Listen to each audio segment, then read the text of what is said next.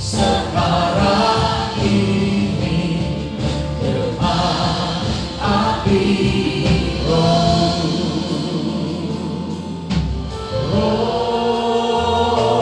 Kudus, ini hamba-Mu. Roh Kudus, ini hamba-Mu. Katakan Roh Kudus.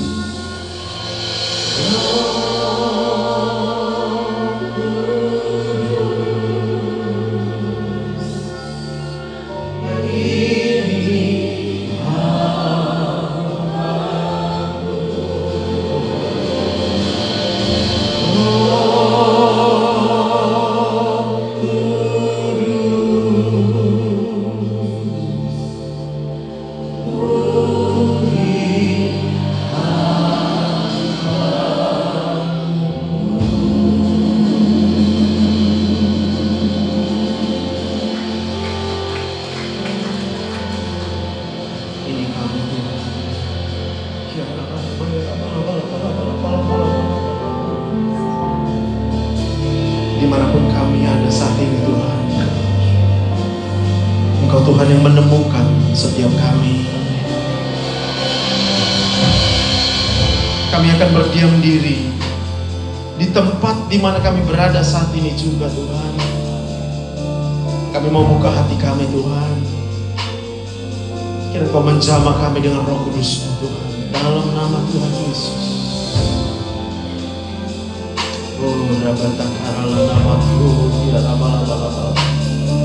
Terima kasih. Terima kasih Tuhan. Saat ini kami mau mendengarkan Engkau berbicara bagi kami Tuhan. Kiranya Kau membukakan telinga rohani kami, Kau mencelitkan mata rohani kami, supaya kami boleh mengerti segala sesuatu yang Kau kehendaki dalam hidup kami. Kami berdoa ya Tuhan, kami percaya Engkau akan menyediakan kekuatan-Mu untuk kami dapat melakukan segala yang Kau inginkan dalam hidup kami. Berbicara melalui hamba-Mu Tuhan, biar bukan berdasarkan pikiran perkataan daripada manusia, tapi hamba berserah diri di hadirat-Mu Tuhan. Roh Kudus, Engkau menguasai segenap hati dan pikiran hamba-Mu di Bapa, untuk boleh berbicara dengan bahasa yang sederhana, buat umat-Mu mengerti. Di dalam nama Tuhan Yesus, semua kita yang percaya diberkati Tuhan, bersama-sama kita katakan amin. Kita berikan tepuk tangan yang meriah buat Tuhan. Mari silakan duduk Bapak Ibu yang dikasihi Tuhan. Shalom. Selamat hari Minggu. Apa kabarnya kita Bapak Ibu, teman-teman semuanya?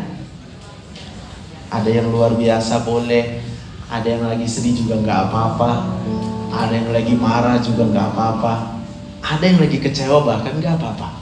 Sebab kita berarti datang ke tempat yang tepat hari ini Bapak Ibu. Kita datang ke tempat di mana Tuhan itu akan menyediakan pertolongan, kekuatan, penghiburan itu tepat pada waktunya. Yang percaya kita berikan tepuk tangan buat Tuhan. Haleluya, haleluya. Nah, perkenalkan ini pertama sekali untuk ibadah yang pertama saya melayani di sini. Nama saya Dr. Joseph Sibarani.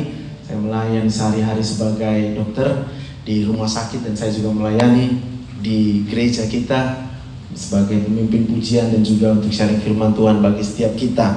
Saya menikah, istri saya baru sudah putar, anak saya 3, dan saya percaya kalau saya masih ada sampai dengan hari ini, itu hanya karena kasih karunia Tuhan. Kita berikan tepuk tangan kemuliaan bagi Tuhan.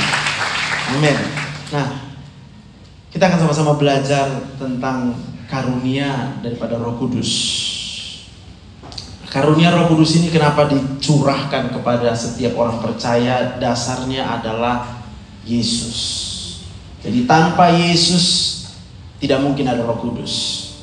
Tanpa pengorbanan Yesus di kayu salib, tidak mungkin ada karunia Roh Kudus akan dinyatakan dalam kehidupan setiap orang percaya. Yang mengerti katakan amin. Bahkan Yesus setelah dia kemudian dibaptis di sungai Yordan, lalu dia menerima Roh Kudus, sejak daripada waktu itu dia melakukan begitu banyak mujizat. Dia melakukan hal-hal yang tidak mungkin dikerjakan oleh manusia. Bahkan dia bisa merasakan perasaan yang gak mungkin itu kemudian bisa dirasakan oleh manusia. Kalau manusia bisa merasa kecewa, manusia bisa merasa marah, manusia bisa merasa beban yang begitu berat. Tapi ketika Tuhan Yesus itu mengalami, menerima karunia Roh Kudus, maka di dalam dia menjalani pelayanannya hari demi hari, bahkan sampai dia mati di kayu salib dengan penderitaan yang luar biasa, dia tetap merasakan kasih Tuhan. Dia tetap terhibur. Oleh karena Roh Kudus, kita berikan tepuk tangan buat Tuhan. Itu sebabnya saya mau katakan buat kita hari ini, mungkin kita datang dengan perasaan yang berat, mungkin kita datang dengan kekecewaan yang tidak ada jawabannya. Kita bertanya-tanya setiap hari, kenapa dia begitu? Kenapa dia lakukan ini kepada saya? Sampai kapan hidup saya seperti ini? Kenapa penyakit saya nggak sembuh-sembuh? Kok sakit terus kurasa dari kepala, di perut, semua aku kurasa sakit. Sampai kapan? Tapi hari ini, kalau kita percaya, kalau kita menerima Roh Kudus itu dinyatakan dalam hidup kita, tidak ada yang mustahil bagi Tuhan. Tidak ada yang tidak mungkin akan dikerjakan Tuhan dalam hidup kita. Tepuk tangan buat Tuhan. Haleluya. Amin. Lanjutkan dengan slide-nya. Lalu kemudian kita melihat gambaran seorang gembala yang mana dia berjuang untuk apa? Menemukan domba yang hilang. Menemukan domba yang sedang tersesat, menemukan domba yang hidupnya kacau balau, sehingga begitu kacau balaunya dia nggak tahu lagi itu sudah jurang. Kadang-kala kita kayak gitu dalam hidup ini ya, hidup bingung. Yang namanya murid harusnya kan belajar kan, tapi kadang kita kacau pikirannya, kita dikacaukan oleh banyak hal, lalu kemudian kita jadi malas belajar. Padahal yang seharusnya kita kerjakan adalah belajar. Tapi kemudian kita bilang, aduh nggak bisa aku belajar, nggak sanggup. Lalu kita ketemu dengan murid yang kesusahan dalam sekolahnya.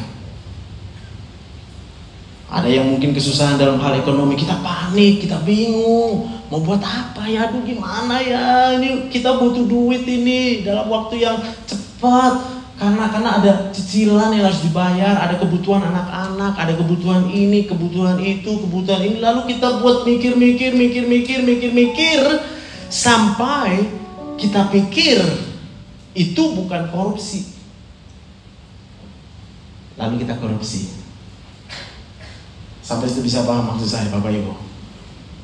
Kadang-kadang kita juga lupa. Ketika kita stres, mikir sesuatu, maka yang terjadi apa? Kalau misalnya stres karena nggak punya uang, lalu dia mikir kayak mana biar punya uang, aduh ya mana ini, naik asam lambungnya. Waktu naik asam lambungnya, cari siapa coba? Cari dokter. Yang terjadi apa kalau cari dokter? Duitnya nambah atau berkurang? Berkurang. Padahal dia tadi lagi butuh duit. Nggak apa-apa kalau hari ini kita sedang dalam keadaan kebingungan itu, nggak apa-apa. Nah ini yang mau kita pelajari bersama-sama, supaya ketika kita menghadapi kebingungan demi kebingungan itu, kita tahu ada jawaban yang pasti, dan jawaban itu hanya ada di dalam nama Tuhan Yesus. Itu sebabnya namanya yang ajaib, namanya yang dahsyat, namanya yang akan melakukan perkara yang ajaib. Tepuk tangan buat Tuhan. Haleluya. Nah, manusia yang berdosa itu adalah orang yang sakit sebenarnya, ya. Kejadian 5, ketika dilihat Tuhan bahwa kejahatan manusia besar di bumi dan bahwa segala kecenderungan hatinya selalu membuahkan kejahatan semata-mata. Jadi Tuhan pun udah lihat dari dulu, sejak dulu kala, bahwa semua yang dia ciptakan, manusia itu dalam hatinya cenderungnya cuma buat yang jahat, mengecewakan buat Tuhan.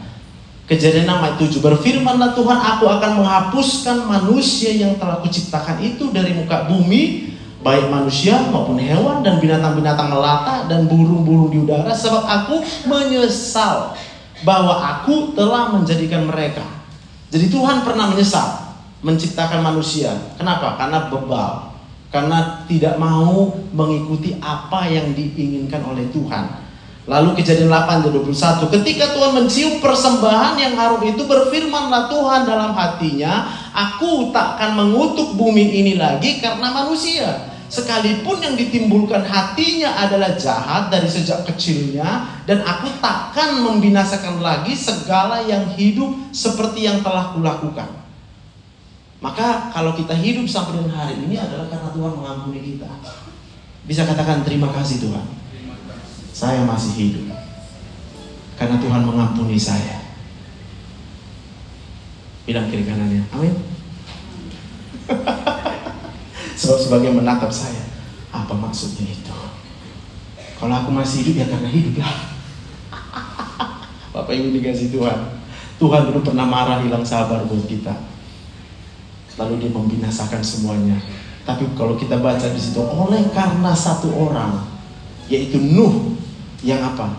Yang dia menerima keselamatan itu, lalu dia persembahkan persembahan yang terbaik buat Tuhan. Maka Tuhan kemudian mengatakan, aku berjanji. Lalu kalau Nuh sudah melakukan itu, bukankah Tuhan Yesus itu kemudian memberikan dirinya dikorbankan untuk apa? Penebusan daripada dosa setiap kita. Supaya apa? Supaya kita tidak binasa. Supaya kita tidak binasa. Saya sering berpikir, buat apa Tuhan menciptakan manusia kalau untuk dibinasakan? Buat apa Tuhan kasih nafas hidup sama kita semua kalau ujung-ujungnya Tuhan cuma mau menghukum kita? Dengan lain kata, Tuhan sudah lakukan itu dulu. Dia bilang hukum Taurat, bilang sama melalui Musa, ini hukum Taurat, ini. Lalu Paulus berkata, semua hukum itu hanya membawa kepada kematian. Kenapa? Karena hukuman tidak bisa membuat manusia bertobat. Manusia yang melakukan dosa itu adalah manusia yang sedang sakit, Bapak Ibu. Itu sebabnya gambarannya adalah ketika domba itu berada di pinggir jurang, udah gak tahu mau buat apa.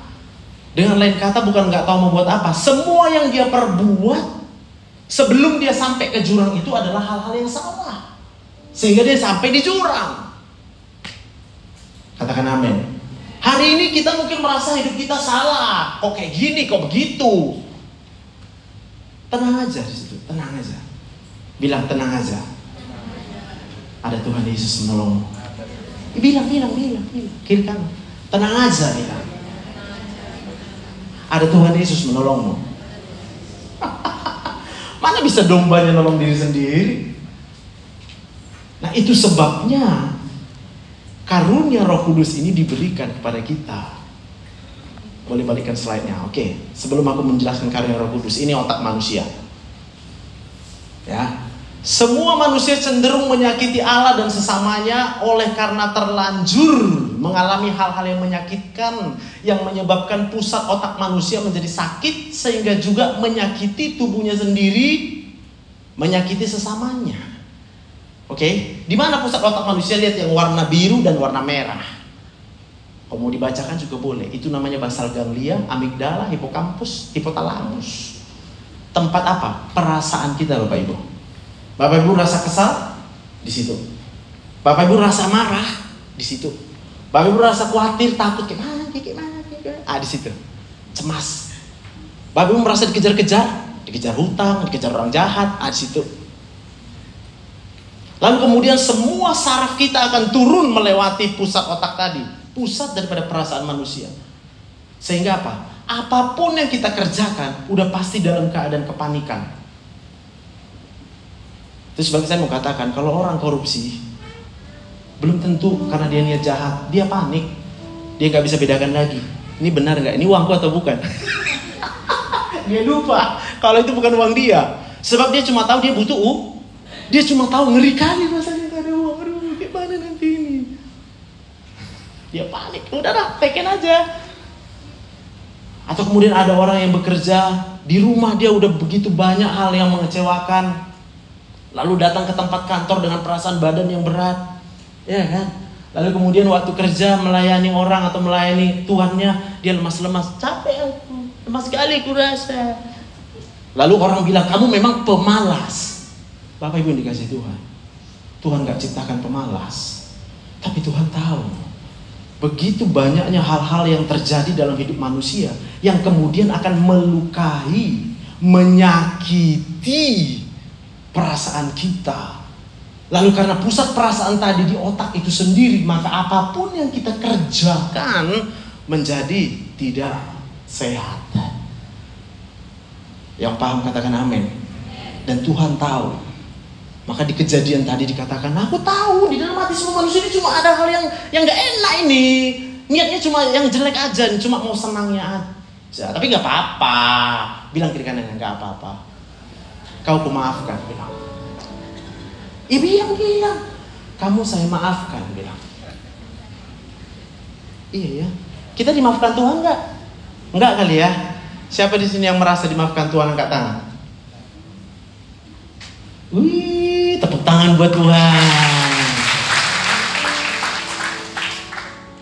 Kenapa Tuhan maafkan kita? Karena Tuhan tahu kita sah. Orang sakit diapain Bapak Ibu? Diobati atau dibinasakan? Ini ya, ini fakta yang lebih luar biasa lagi. Itu siapa tuh? Ibu yang sedang mengandung, lalu ada kandungan di dalamnya janin kita. Ketika manusia itu stres, ketika manusia itu mengalami kekecewaan di otaknya, otak itu tadi melepaskan hormon stres. Hormon itu adalah zat kimia yang dilepaskan untuk masuk ke dalam darah. Maka dia akan mengalir ke semua tubuh kita. Sehingga rasa tubuh kita apa? Sakit semua. Sakit, gak ada yang gak sakit. Kalau gak sakit, lemas semua. Lemas. Kurasa lemas sekali. Saking lemasnya, senyum pun gak sanggup lagi.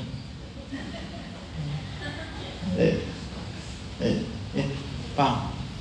Lalu mungkin dia ketemu ya, mohon maaf ya, ketemu dengan orang-orang yang menawarkan zat-zatnya narkoba. Ini kamu pakai ini biar segar. Tahu nggak? Waktu dia pakai zat itu dia jadi segar.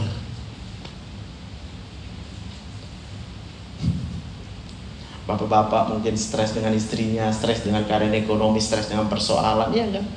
Di rumah istri cuma dengar yang cerewet, marah-marah, cerewet. Ini bersihkan, ini uang bersih nih. Kalau lama kali pulang, mana uangnya? Kau tahu kok kita kurang uang ini, ha? Bapak Ibu dikasih Tuhan, enak nggak dicerewetin? Cerewetin katanya. Katanya belum bertobat. Kayak mana kok nggak cerewet? Ketika nggak enak dicerewetin, masuk ke otak. Orang kayak gini keadaannya. Aku kan maksudnya baik. Ya, itu kan udah bertobat, dia tahu bilang itu.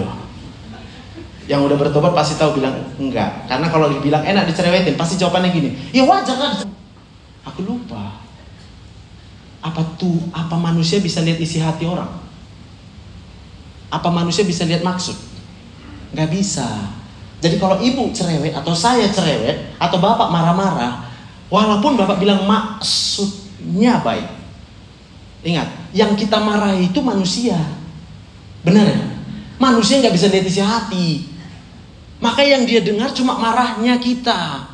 Ketika dia mendengar kemarahan, ketika dia mendengar suara yang frekuensinya tinggi tadi, tembus langsung ke otaknya, pak, sakit hati dia.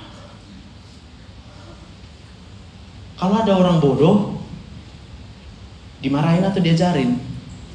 Ya diajarin, pakai marah. Kalau pakai marah, otaknya jadi sakit. Kalau diajarin aja dengan penuh kasih, dia jadi pinter. Yang percaya sama saya, percaya sama Tuhan, tepuk tangan buat Tuhan. Maka saya selalu senang pakai kaos ini. Kasih itu sabar. Orang lagi buat salah, sabar, dia lagi sakit. Kalau orang lagi lemas merengut terus, aduh kayak mana ini mami? Mamanya ngapain? Sabar.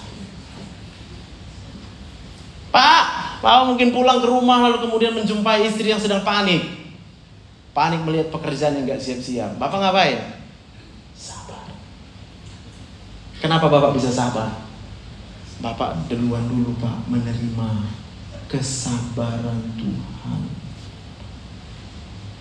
Kalau saya hidup sampai hari ini, aku gak bilang semua yang aku kerjakan benar, tapi aku percaya Tuhan bersabar dengan kita. Tuhan mengampuni setiap kita. Berikan tepuk tangan buat Tuhan.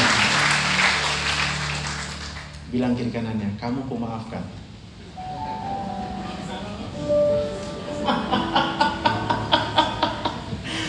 Terus gini ya, angkat tangan yang bilang gak ada rasanya ketika dibilang dimaafkan.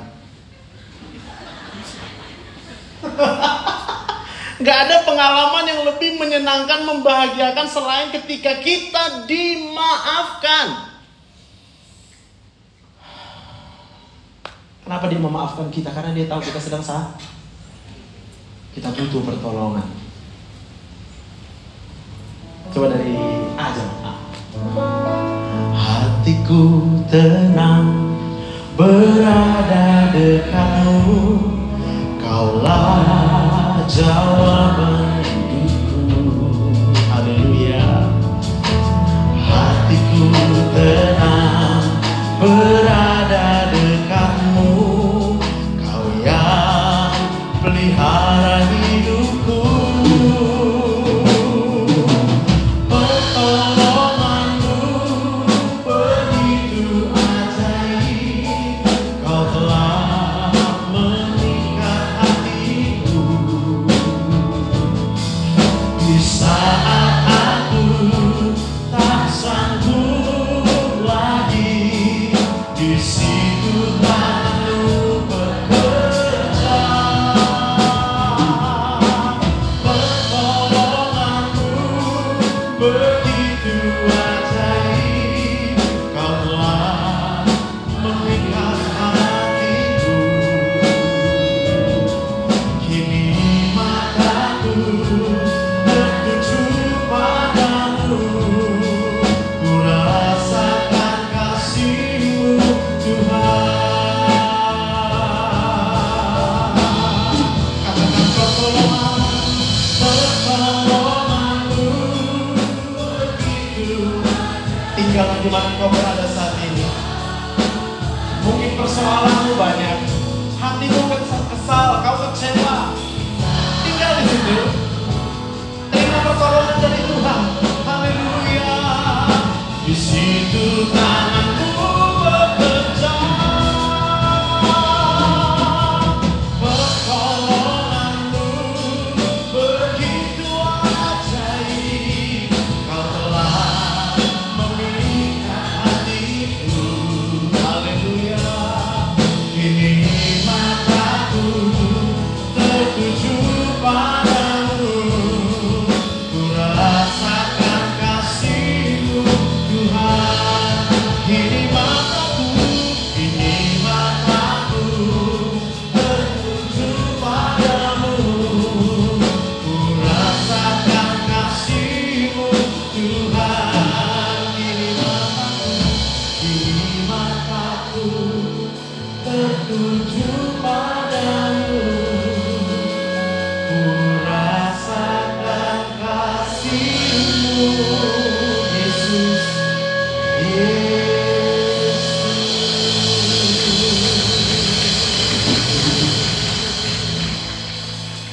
Haleluya. Iya, sakit memang. It's okay. Ada Tuhan yang menolong kita.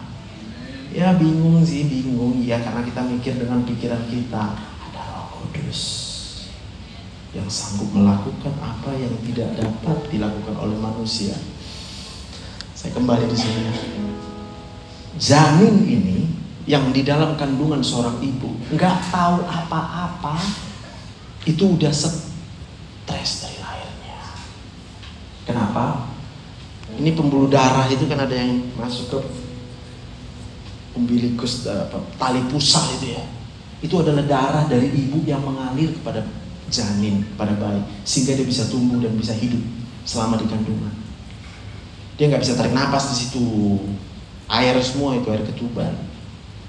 Tapi tahukah kita, ketika ibu yang mengandung sedang kecewa, gitu bilangnya, kecewa. Dia kecewa dengan apa? Kecewa dengan suami. Kecewa dengan apa? Kupikirnya banyak duit suamiku ini, rupanya tak ada duitnya. Bingung aku jadinya. Kayak mana bisa hidup tanpa duit? Suaminya pun berkata, lupa kau sayang, udah kubilang kaulah segala-galanya milikku. Dulu waktu aku bilang gitu senang kau. Oh, melayang-layang. Kaulah segalanya untukku. Bu.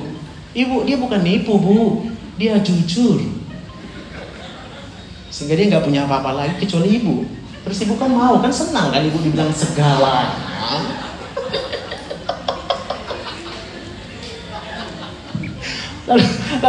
Lalu ibu yang mengandung tadi stres.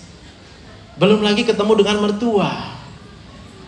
Dulu waktu hori-hori dinding baik kali aku tengok. Hori-hori dinding istilah orang Bataknya kan, perkenalan. Orang tua berkenalan yang laki-laki datang ke tempat yang wanita untuk apa namanya itu? Lamaran. Lalu si gadis melihat dari jauh, ih baik kali aku tengok mertuaku itu dah. Kakak. Namanya orang bertamu ya datang baik-baik lah kak. Kakak pun kayak mama. Lalu kalau udah menikah, tiba-tiba mertuanya berubah jadi kayak singa kita lihat. Itu memang dia kayak gitu. Singa juga kalau mau datang kemana ngendap.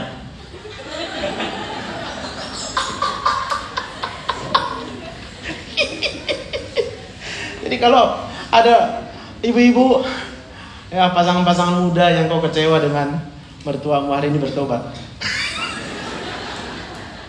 Sebab kamu nggak tahu kalau sebenarnya semua orang sudah mengalami kepahitan sejak daripada lahirnya. Balikkan gambar yang tadi.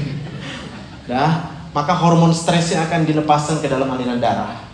Dan hormon stres itu akan masuk kepada bayi. Jadi bayi nggak tahu apa-apa, dia stres sendiri di dalam kandungan. Gejalanya apa? Paling sering itu ibu-ibu mual-mual. Kenapa mual-mual? Asam lambungnya naik. Kenapa asam lambungnya naik? Karena stres. Kenapa dia stres? Ya udah yang tadi lah, nggak ada uang, suami berubah, mertua jahat, segala macam lah. Rumah nggak bisa bersih terus ya kan? Ketawa kakak. Soalnya kalau lihat rumah kotor, aku kesal kali kalau lihat rumah kotor. Tarik nafas dulu kan. Lihat rumah kotor, terima kasih Tuhan bilang. Ya iyalah Bu, terima kasih Tuhan lah Bu. Kan syukur ada lantai. Lantai dikasih sama siapa Bu? Sama Tuhan. Dia bilang makasih Tuhan, lantainya Tuhan berikan. Loh kalau kita marah-marah, kenapa kotor? Cuma aku yang mau bersihkan rumah ini, gak ada yang peduli sama aku. Lalu kita menghakimi semua orang. Suami dibilang gak peduli, anak-anak dibilang gak pembersih. Inilah, pokoknya semua yang datang. Udah capek aku.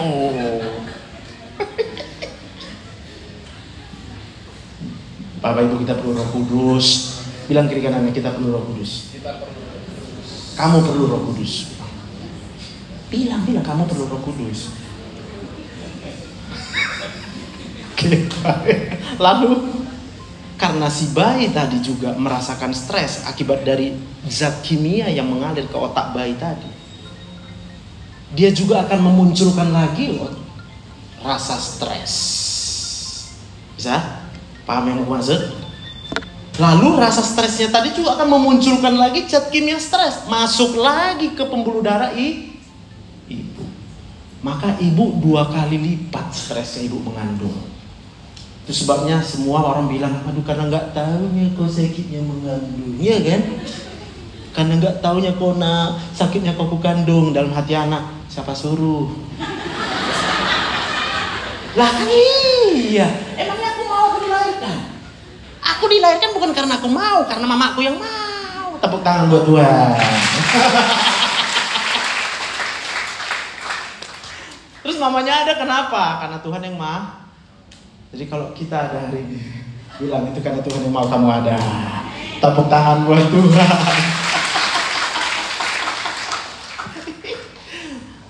Percayalah, pulang dari sini kita senyum-senyum sendiri nanti. Tuhan baik banget ya. Aduh Tuhan, baiknya kau Tuhan. Walaupun banyak masalah, Tuhan kau tetap baik. Kita jadi gak suka marah, kita gak gampang sedih. Pokoknya gembira. Aku cuma ingat Mazmur 37 ayat 4. Boleh dicatat. Dan bergembiralah karena Tuhan, maka Ia akan memberikan apa saja yang diinginkan hatimu. Mau apa? Minta sama Tuhan. Tapi syaratnya gembira dulu karena Tuhan. bukan karena keadaan itu menggembirakan buat kita. Oke? Lanjut lagi. Lalu ketika hormon stresnya tadi berkumpul sama ibu, double, dia juga tambah stres. Ada zat stres masuk ke bayi, bayi juga mengeluarkan zat stres, yang stres sama ibu nambah lagi. Gak ada apa-apa ya, suami baik-baik pulang mau dicakar. Itu ibu hamil itu.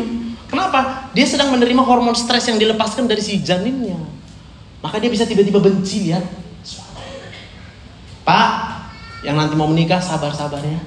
Kalau nanti istri kita kayak gitu, berarti lagi sakit dia ya. Jangan dimarahi Pak. Makin Bapak marahi makin sakit dia Pak. Makin sakit dia Pak, Bapak makin sakit.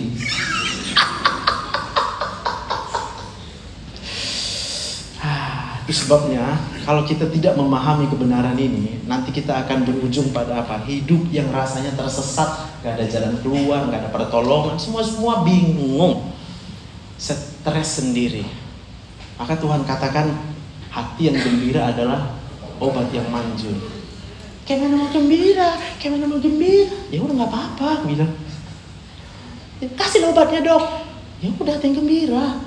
Obatnya. Dokter nggak bisa nyembuhkan, sebab dokter juga manusia. Buktinya kalau dokter bisa nyembuhkan, nggak ada dokter-dokter yang mati karena sakit. Ya kan betul. Masa awak mau mati? Pasti aku obatilah diriku. Terus aku nggak tahu obatnya. Bukan nggak tahu obatnya nggak ada. Gak percaya juga. Ya kenapa aku tamat jadi dokter? Kan ujian, lulusnya aku. Kenapa aku lulus? Aku pelajari pelajaran. Apa sih isinya? Gak ada obatnya.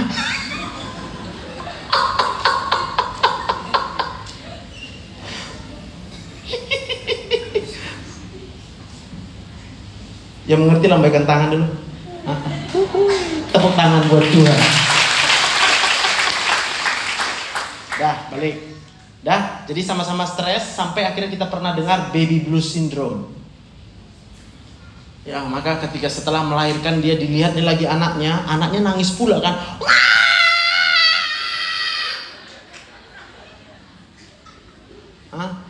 Anaknya bandel lagi ya kan, malam-malam minta bangun segala macam. Tahu apa yang terjadi? Ibu tambah stres. Lalu mamanya pula, "Diam kau." Bayi tambah stres enggak? Tambah. Belum lagi digendong malam-malam. "Kau udah bangun?" "Aku aja pun." Lalu kita bangun membawa apa? Hati yang kesal sama anak yang bangun tengah malam. Kita gendong dia. "Bu, kulit ini ada saraf. Orang yang stres sampai ke kulitnya pun stres karena ada saraf di situ. Sentuhan yang stres kena ke kulit yang ada sarafnya, kontak. Namanya sensorik. Ya, kita gendong bayi kita tapi kesal. Apa yang terjadi? Tambah cengeng namanya. Kalau orang tua dulu bilang, "Jangan nanti bau tangan," katanya kan. Jangan digendong kan. Bingung aku. Kayak mana jangan digendong anak awak ya kan. Jadi kita biar gitu nangis. Terus kita tetap aja. Tenang gitu. Cuma awak paham juga loh. Udahlah mama awak pun dulu sakit.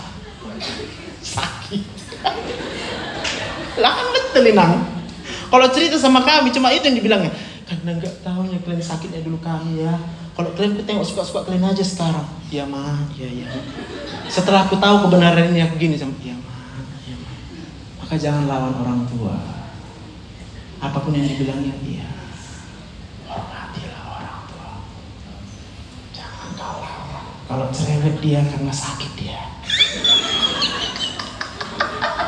Kalau dia sehat, mana mungkin orang sehat cerewet? Otaknya sakit. Lihat kiri kanannya. Tanya, kamu sehat?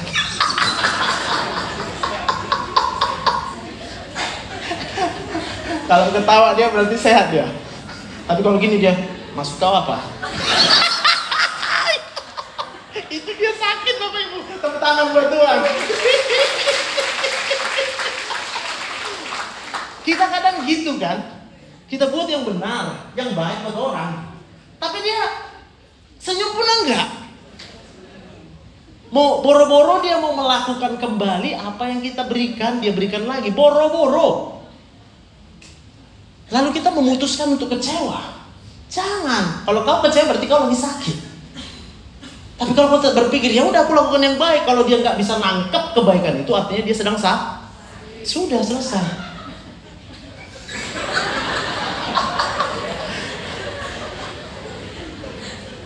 Nah kan gitu kan. Ditanya tadi kamu sehat, dimarahin kita. Ulang ya. Coba tanya kiri kanan, kamu sehat?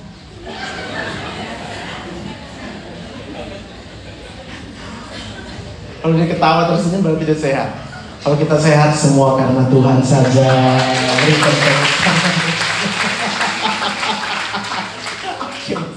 Lanjut. Jadi artinya apa? Semua manusia udah sakit.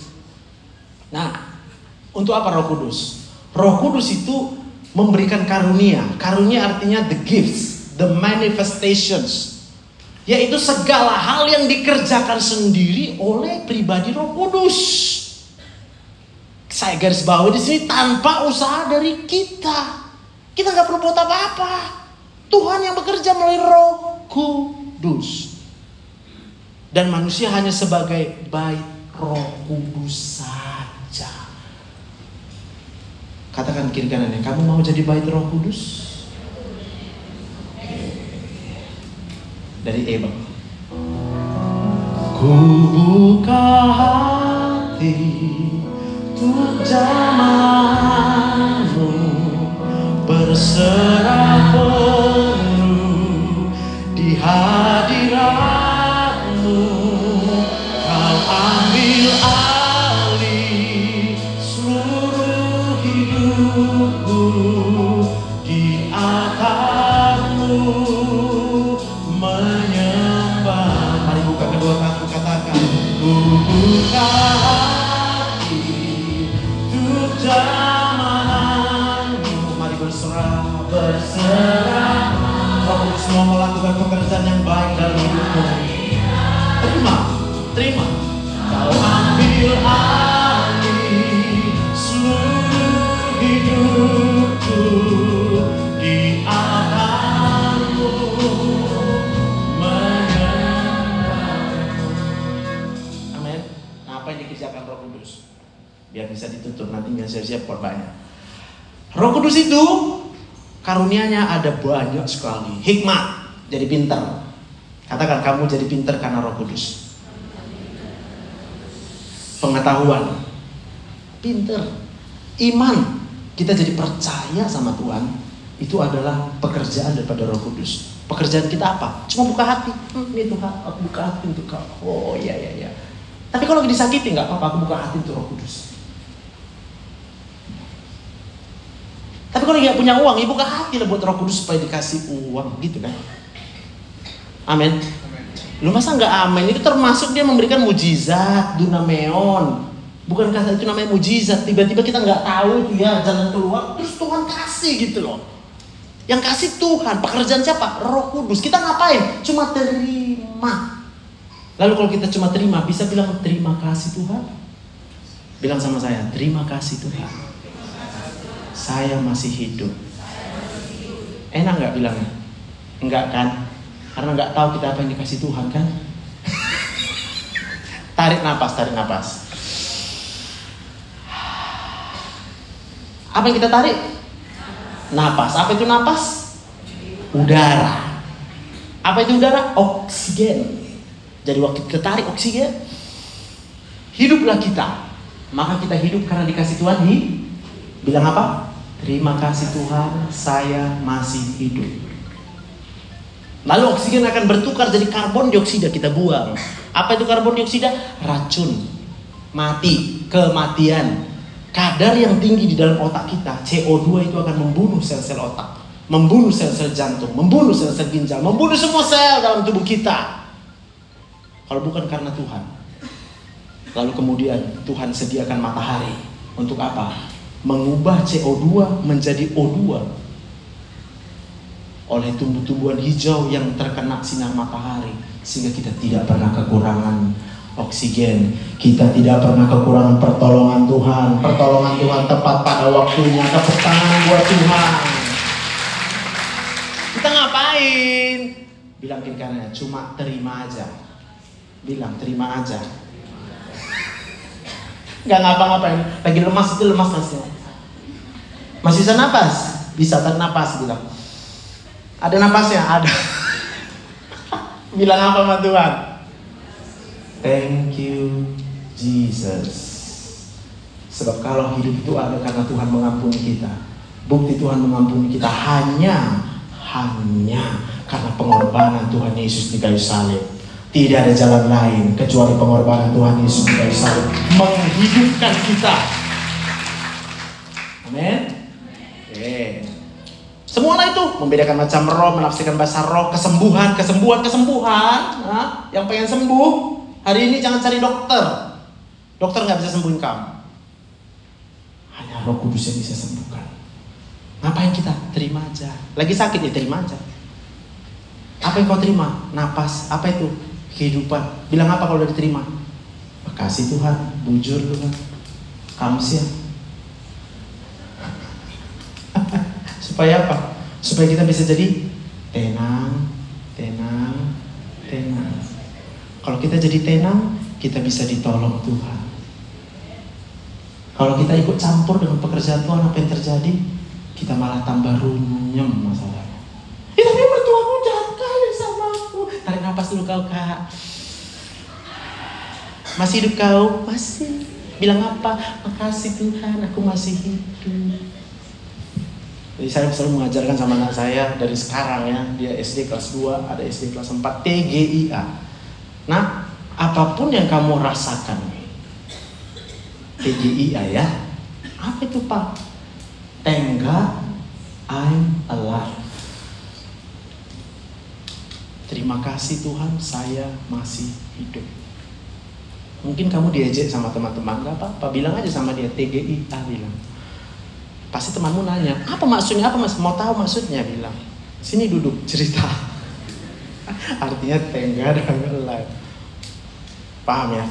Ini dunia ini sedang sakit loh. Kenapa sakit? Itu tadi sejak dari kandungan pun kita udah sakit. Nah, aku mau tanya, ada di sini yang ketika ibu kita cerita dia bilang, ih enak kali lah hidup mama dulu, ih enak kali, karena nggak kaunya, ih enak kali hidup mama dari dulu, bahagia kali mama dari dulu loh. Ada? Gak ada, dunia ini sakit. Itu sebabnya dunia ini perlu Yesus. Hanya Yesus yang bisa menolong kita. Hanya Yesus yang sanggup menyembuhkan kita. Oleh bilur-bilurnya, oleh darahnya kita disembuhkan. Tepuk tangan buat Tuhan. Amin. Hanya Yesus jawaban hidupku. Dari awal apa dia? Kalau aku rasakan hanya temui dalam Yesus, aku cari ketenangan hanya ku temui di dalam Yesus. Tak satu pun dapat menghiburku, tak seorang pun dapat menolongku. Hanya Yesus jawaban hidupku. Katakan bersama dia, bersama dia hatiku damai, walau dalam lembah kekelaman. Bersama dia hatiku tenang, walau hidup penuh tantangan. Tak satu pun dapat menghiburku, tak seorang pun dapat menolong. Katakan Yesus jawaban hidupku. Mari kita bangkit berdiri. Bersama dia hatiku damai, walau dalam lembah kekelaman. Bersama dia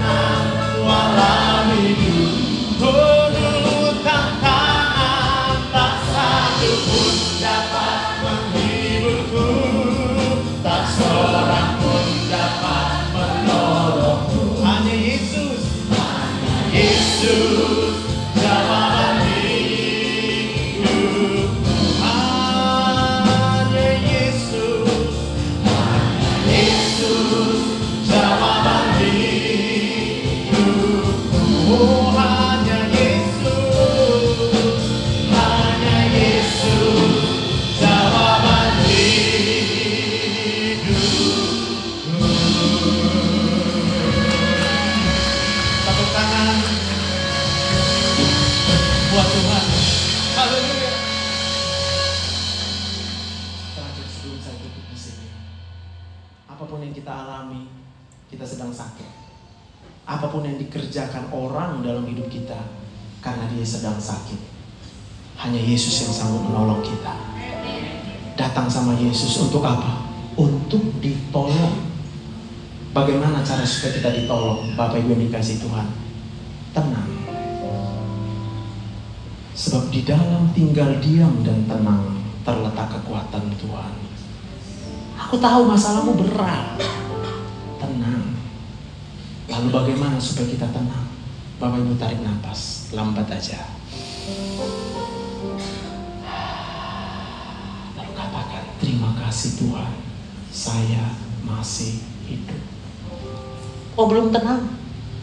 Tarik nafas lagi.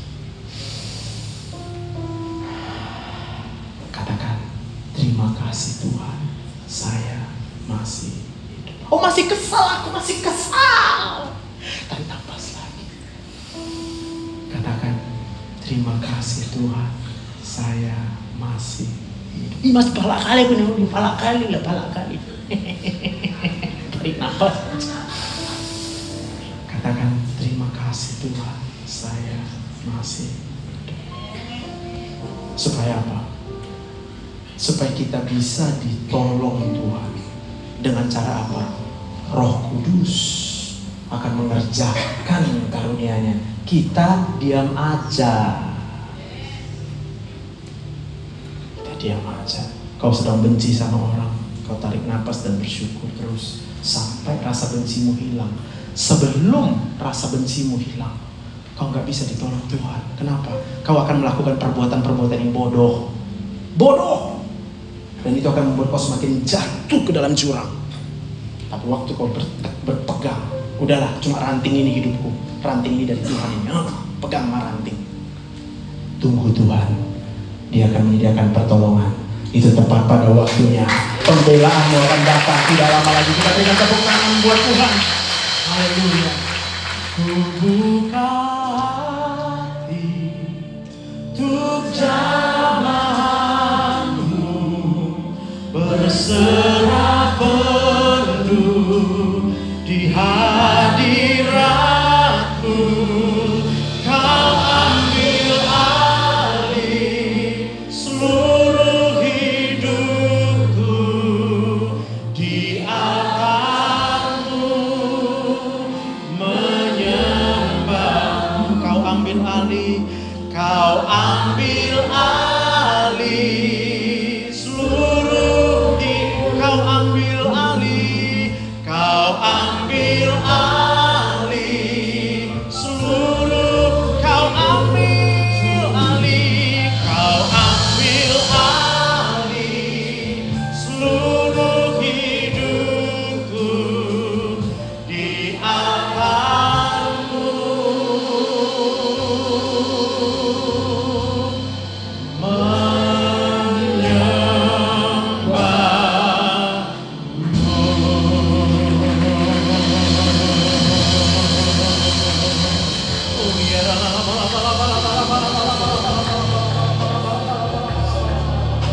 saat ini juga Roh Kudus mencurahkan kuasanya.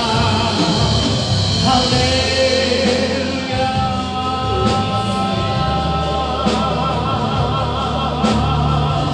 Katakan terima kasih Tuhan, terima kasih Yesus. Kalau bukan karena pengorbananmu, kalau bukan karena kematianmu di kayu salib, kalau bukan karena darahmu, kami tidak mungkin beroleh selamat.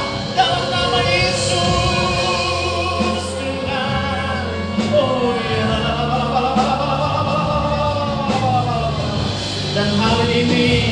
Engkau terima mujizat, kesembuhan, hikmah, pengetahuan daripada Roh Kudus. Oh iya, segala karunia yang baik Tuhan berikan, segala kuasa yang dahsyat Tuhan berikan dalam hidupmu. Engkau hanya perlu terima dalam nama Yesus. Oh iya,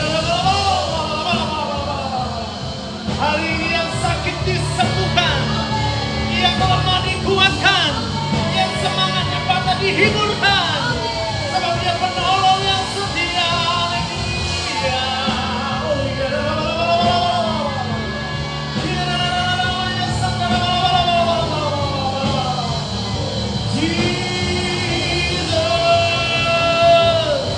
Yesus Tuhan, Yesus Juru Selamat kami, satu-satunya.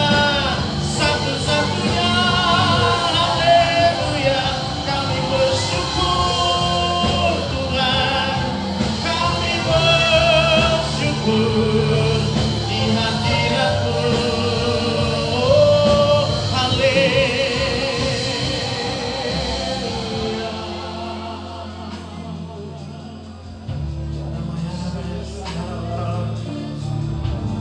Roh Kudus itu lemah lembut.